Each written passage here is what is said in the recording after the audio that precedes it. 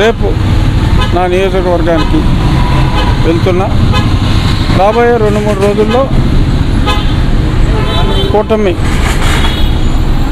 నా అప్లికేషన్ని కన్సిడర్ చేసి నన్ను అభ్యర్థిగా ప్రకటిస్తుంది అన్న ఆశాభావం నాకుంది. సో నెక్స్ట్ ఒకసారి అభ్యర్థిగా ప్రకటించిన వెంటనే నాకు రెగ్యులర్గా విజయవాడ దుర్గాదేవి, వెంకటేశ్వర స్వామి నా ఆరాధ్య దైవాలు అయిన తర్వాత వెంకటేశ్వర స్వామి దర్శనం చేసుకుని నా పని నేను మొదలు పెట్టుకుంటానని ఆశిస్తున్నాను. సార్, ఎన్నికల కోడ్ల అమల్లో ఉన్నందున మీరు సామాన్య భక్తులతో పాటు క్యూ లైన్లో వచ్చి సామాన్య భక్తులతో దర్శించుకున్నారు, ఎలా అనిపిస్తుంది? మొదటిసారి అంటే ప్రోటోకాల్ లేకుండా హ్యాపీగా ఉన్నాను, చాలా సంతోషంగా. ఎప్పుడు కూడా నేను ఇటువంటిదే ప్రిఫర్ చేస్తాను. చాలా సంతోషంగా ఉంది. చక్కటి దర్శనం జరిగింది. హారతి కార్యక్రమాల్లో పాల్గొనడం చాలా ఆనందం. ఎన్నికల నేపథ్యంలో ఎలా ఉండబోతుంది సార్? ఖచ్చితంగా కూటమి విజయం సాధిస్తుంది, అందులో ఎటువంటి సందేహం లేదు. జగన్మోహన్ రెడ్డి గారి ప్రభుత్వం ఈ ఒక్క అవకాశం అని ఆయన అడిగారు, ఒక్క అవకాశం ఇచ్చారు.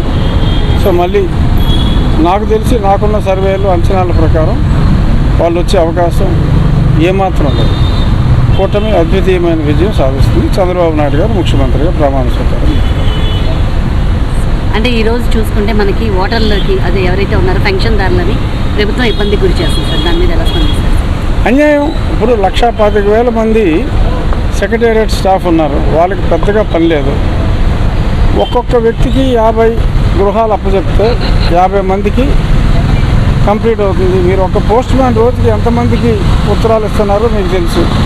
అటువంటిది ఒక వ్యక్తి ఆ కాలనీలో ఉన్న 50 గృహాలు అడ్రస్ లేని వాళ్ళు కాదు కదా మనం పెన్షన్ ఇచ్చేది. సో మరి ఆ అడ్రస్ ఉంటుంది, అక్కడికి వెళ్తే ఒక్కరోజు పని లేదా మ్యాక్సిమం 2వ రోజు. కేవలం ప్రజల్ని హెరాస్ చేసి ఆ హెరాస్మెంట్ చంద్రబాబు నాయుడు గారు చేశారు అని ఆయన మీద నెపం వేయటానికే ఈ కుట్ర చేశారు. ఆ పెద్దవారి ఆ ముసలివారి ఉసురు కూడా ఈ పార్టీకి, ప్రస్తుతం ఉన్న పార్టీకి తగిలి వారి ఉసిరే వీరికి పెను శాపంగా మారుతుందని వాళ్ళెవరూ కూడా ఈరోజు ఎండలో ఇబ్బంది పడిన వాళ్ళు ఎవరో కూడా ఫ్యాన్ గుర్తుకు ఓటేయరు అని చెప్పి నేను భావిస్తాను. అంటే మంచాల మీద కూడా